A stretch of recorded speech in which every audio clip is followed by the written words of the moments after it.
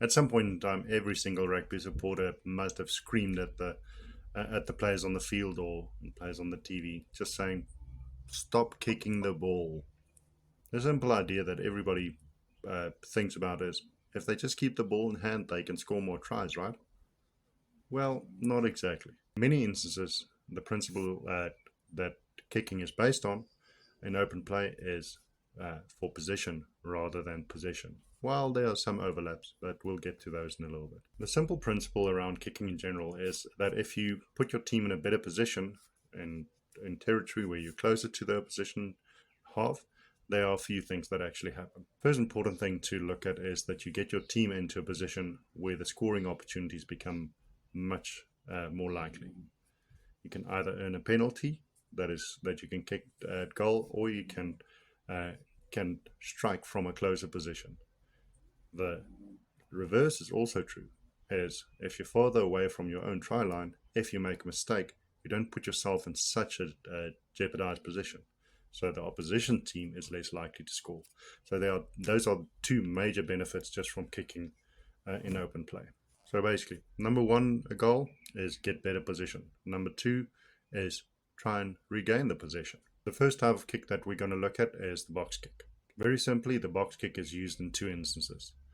The first is actually just to relieve pressure, and that is often when the scrum half takes the pressure off the fly off. It's usually closer to your goal line, and the idea is just to get it as far away from your goal line and get it off the park.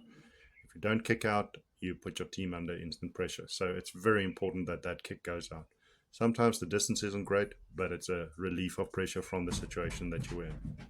The second is to regain possession, and that is when that usually happens in that little bit of no man's land between the two 10-meter lines on a field. The idea is to put up a kick just behind the opposition defense, and then for wing to chase more often than not. And that puts you in a 50-50 situation where it's your wing versus their wing or fullback. And depending on who regains or gets that kick, you actually have a instant couple of things that can happen. As an attacking team, if you regain the kick, you can either have a run in with the winger that caught the ball, or you can set yourself up with slightly better position on the field. So there are a few things that can happen where you then have a fractured defense that you are playing against, which is much easier to score against than a well-organized one. So you just change the dynamic of the game there. The second prize is if you don't regain the ball and you just stop the opposing player when they catch the ball, there's that little bit of territory gain. The kicks out of hand is the second type of kick that we'll look at. Those mostly come from the fly-offs, but it's not necessarily just the fly-offs that do that kicking. And an effective fly-off is a formidable weapon. I'm not just talking about kicking at poles, and that's not the type of kick that we're talking about here. A good fly-half who looks for the opportunities from the kicks can actually dictate the game in a massive way. The first group of kicks are the ones where you want to actually retain possession and just shift the play. So those kicks are the up and unders, the grubbers, and then the crossfield kick passes. All of these can be tremendously beneficial if your whole backline is switched on and they are aware of these plays coming.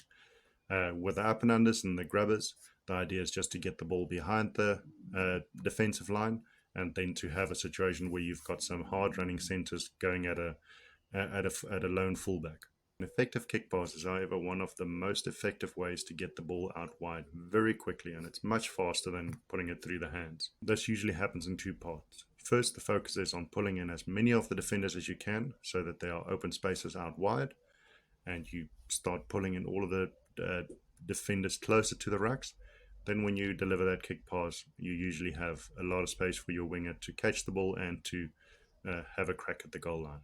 If the kicking fly-off has all of these kicks in their arsenal and they can execute them properly, you've got a major attacking weapon and one that is difficult to defend against. Kicks for position are, however, more often misunderstood because usually they just look like senseless kicks down the field. And at times, yes, they are. But a good fly-off actually has a bit of vision when they do that. They think a little bit ahead.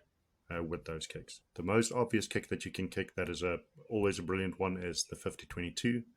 where if you kick from your own half and it rolls out in the opposition 22, you regain the possession back. That isn't utilized as often yet by kickers, and the attempts aren't as accurate as they should be. We've seen a couple in the World Cup, but definitely that is something that kickers should work on to get as effective as possible, because there's a lot to be gained from that, in my opinion. The kicks downfield, however, always part of a team effort, and it's not just focused on that kick itself. It's actually focused on what happens after that. Kicks downfield are aimed at getting position on the field, and then to put pressure on that the opposition kicker so that they kick it out a shorter distance than your kick.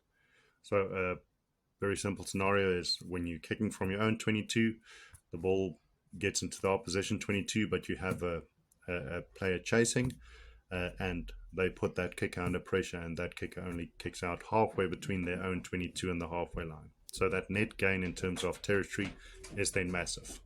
Whichever way you look at it, if kicks are executed effectively and accurately, it actually sets up a team with much better percentage plays in the opposition half, and those are the situations that put defenders under pressure, leads to mistakes, and leads to tries and penalties being conceded that can result in kicks at goal.